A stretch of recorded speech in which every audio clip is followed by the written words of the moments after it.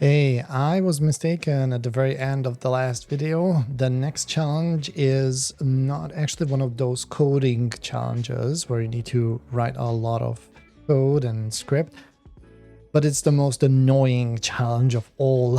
I spend so much time on this that I'm not even willing to admit.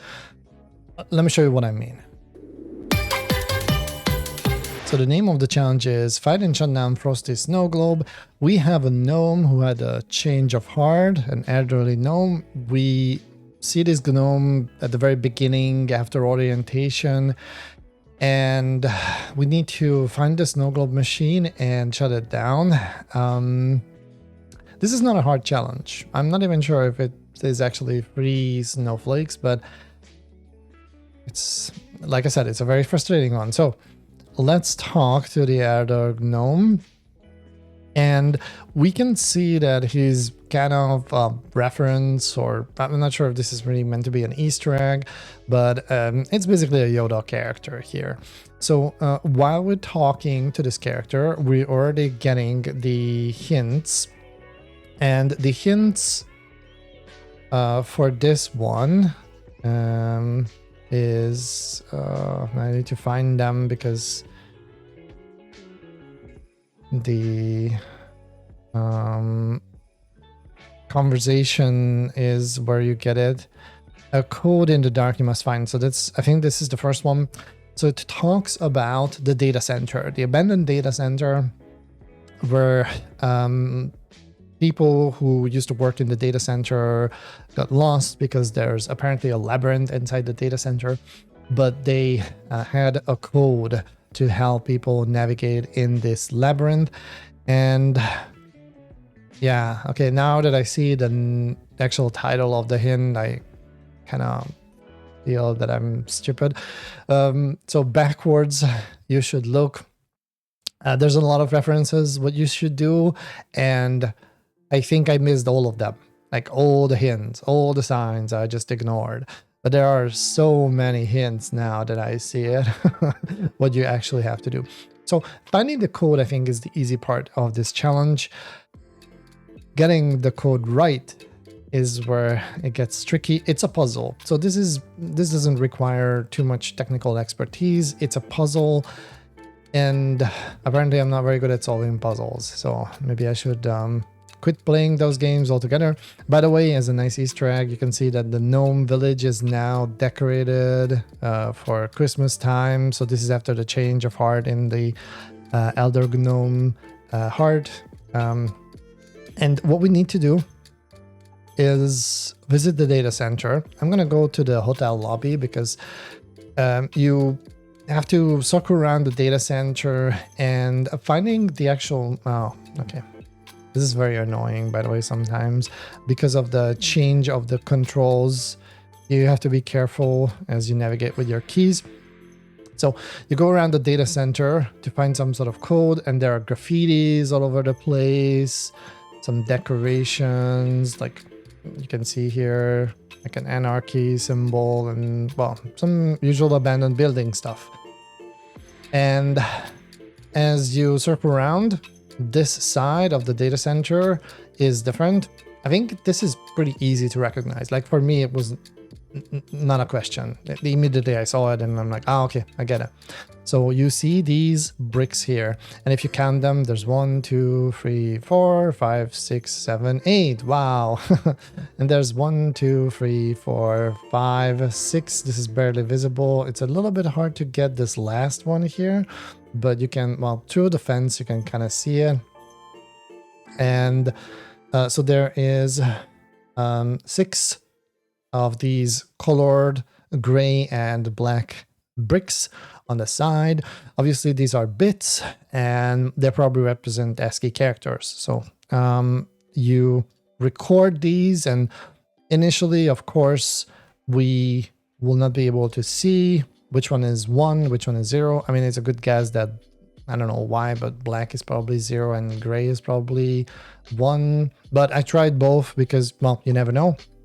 Here is the breakdown. So I wrote down the combinations and tried both of these. You can already see the end result here. But basically, the way to solve it is to use something like CyberChef, and you can go and just paste in the binary, and probably the magic solve will immediately give you the what happened here. Okay, that's actually not exactly the way I would interpret this. Okay, let's do from binary them. Apparently the magic button doesn't work in this case. And yeah, oh no, it actually did work, I think. I don't know what was the recipe that the magic button did, but so this one doesn't make too much sense. So let's try the other way around. So in this combination, the black bricks are ones and the gray ones are 0. The other way around, however, we do see a change. I need to correct my notes. And we see ASCII printable characters, 6 of them. Imonok, and the last one is a capital K. I have to be honest, first I saw it and I had like no idea what this is. Like for me, this doesn't tell anything.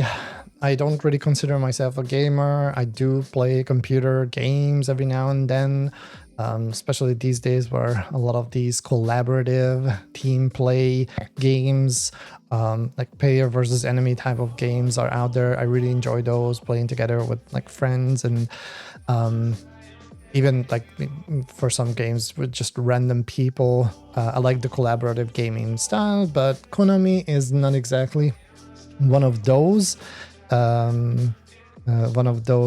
companies that I spend a lot of time like playing games.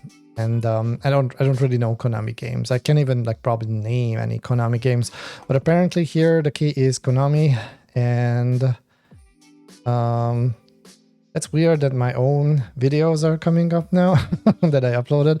So I searched for this. I'm not really sure why the videos are showing up, but this was, for example, one of the old write-ups. So there's a reference in one of the hints to look for old write-ups. And because I couldn't do anything with like these set of characters, because I didn't realize it's Konami, even though I know the name of the company, I had to look into the other hint, which was talking about something like a lost intern in the past in the data center, and like past write-ups was something referred. And so I just searched for these. You find a couple of, that's the IT guy one. Is it the... Yeah, this is also one that I found. And I think... I can't see that one now, but so if you search for just the word like intern, you see some references here. There we go. So this is a good one. Hidden inside the knock after we use Konami code, and I'm like, I have no idea what the Konami code was at the time. Let's search for intern again. Konami code. So if you search for Konami code, yes, I'm willing to admit that I had like no idea what the Konami code was. This is what you get. So you get, you pretty much end up on the Wikipedia page. The Konami code is this sequence here: up, up, down, down, left, right, BA, and sometimes start and or select. Okay, so at this point, still don't really know what this means, but if you remember back, we already had the data center. And I wonder where I'm going to end up. Just in this hallway, okay? So we already saw the data center in the past with the Hack a Gnome challenge. And that was this weird labyrinth. I always check the... Just try to get here. I always check the WebSocket communication for the map Okay, I'm just gonna click on this one. Well, it doesn't go there. Yeah. And I noticed that we have this like big set of rooms down here when you zoom out. And when you first have to go to this corridor, it's probably the easiest to like just try to find your way around by zooming out. But we don't have to do that. So we actually have a map, right? That you can reconstruct from the end scene message from the WebSocket communication that serves as the back end of the game. If you have no idea what I'm talking about and you don't know how to get this map, go back and watch the first video of this playlist, because I explain this every time we go through the orientation, because I know that this might actually be useful and come up as part of a challenge, and this is no different. So you need to navigate this L-shaped corridor. And I think I already mentioned it with the hack gnome, how you can easily go through these without trying to like figure out the actual corridor. And you see that we have 9 rooms in an array plus a 10th one. And there's also a similar shaped room here. So if you go and zoom out, you will see this place here, and you can just like hold or click here. Or you can just click any of the rooms here and your character will automatically navigate through. Now, if you don't want to actually go through, you keep on clicking as you approach to or hit some of the keys so you can prevent your character actually going through. Or you can just use, this map and try to navigate, like count the number of ones here. Okay, so we are here and we start to see some patterns. Look at this, B, up, A. If we rotate, we see again an arrow, A, B, oops, sorry, other way around. We can't really see it, but we can assume, yeah, B, up, A. And on this side, there's also something similar. We just cannot see it, but B, up, A. Okay. So the big question is, we have these rooms and all the rooms are similar shaped. So I think it's a good assumption to say that these are also the same doors. We have that Konami code thingy. I'm gonna paste it here. I just wanna, go through the same like thought process that I had previously. Just give me a second. I did translate this into words. So this is the Konami code, right? That's 1, 2, 3, 4, 5, 6, 7, 8, 9, 10. Plus there's an 11th like start or select sometimes. We have 11 rooms and only 10 different combinations that we see here. There's no start or select on these. So which one is a room where we need to select something, or maybe it doesn't matter? And I don't have a good answer how to figure this one out. It's trial and error. So basically here in the first room, it doesn't matter what you choose. So you might think like, oh, we need to start with up, right? Okay, so we start with up. I'm going to show you later that it doesn't matter which one you choose. And then here we are. So which way is up, which way is down? Well, usually north is going to be up, and then south is probably going to be down. So we have here the orientation, and you might think, well, the community code goes up, up, and then down, down. So the next is probably up. I'm only going to do this once, okay? But I did it quite some time before I realized, like, what am I not getting from the hints? So you go up, and then you go up again. And I'm out on the street. Why am I being kicked out? This is the right code. Konami code is referred, and you keep doing this over and over again, and you don't get it. Like, all right, like maybe you can also figure out this, right? So you might say, well, maybe the first one doesn't matter, because you will see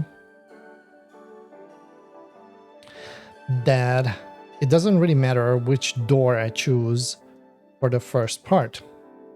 And just navigate there really fast. And again, I'm not gonna go to the street again because you have to walk through the corridor. I call this the corridor of shame now because it really just feels like that you just like endlessly in this loop. So here it doesn't matter. I can go through the B one here or any door here. It doesn't matter. So after a while you might be like furious and like, okay, let's see, like, does it fail?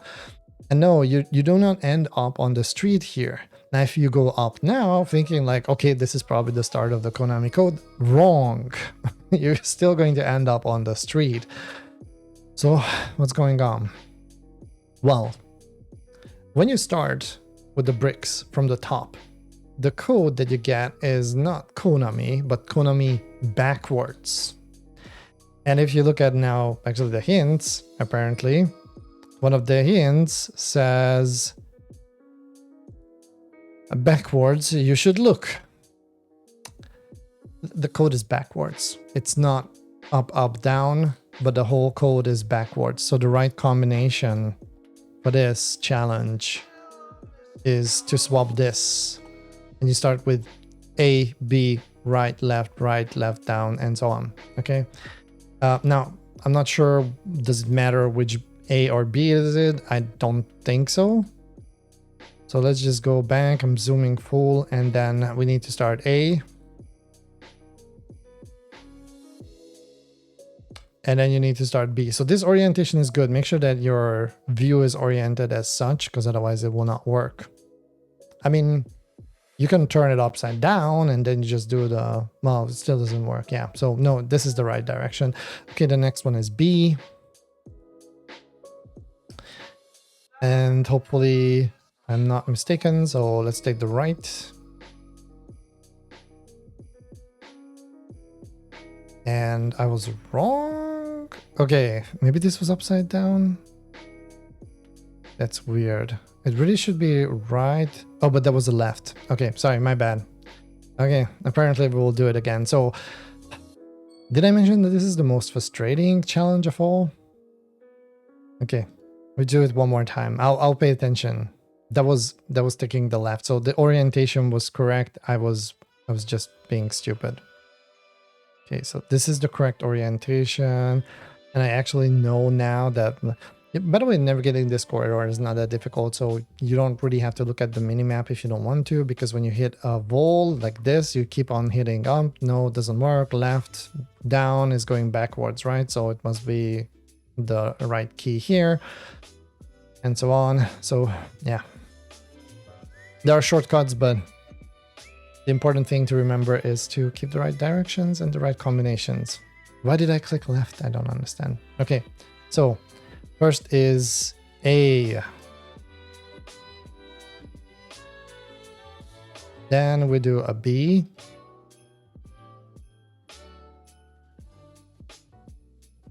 And then right as in like normal right for me. So you don't have to flip it backwards. Just make sure that you face north. Okay. Then this one. So right, left, and then right again. And then left again. And then we do down. And down again. And then up. And up again. And here we are. So the last room here is really just Frosty. We need to talk to Frosty here. And Frosty is going to explain. So this is the first time we see the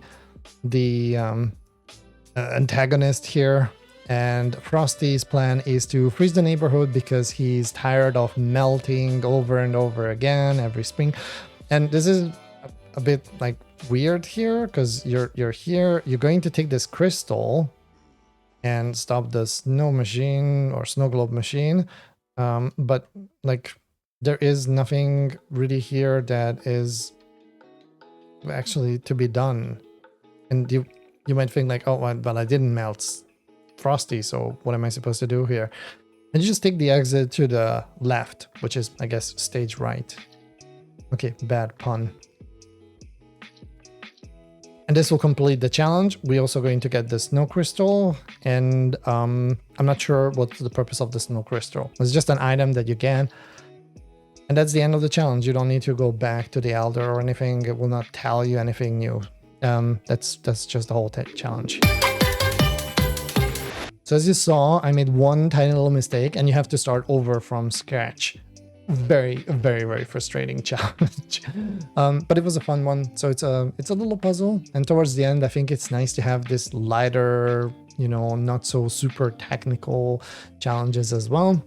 Next objective, however, is going to be highly, highly technical, but not that difficult, to be honest. If you use an LLM tool, especially one that is good with coding like Gemini or Claude Code, and those are going to be a breeze.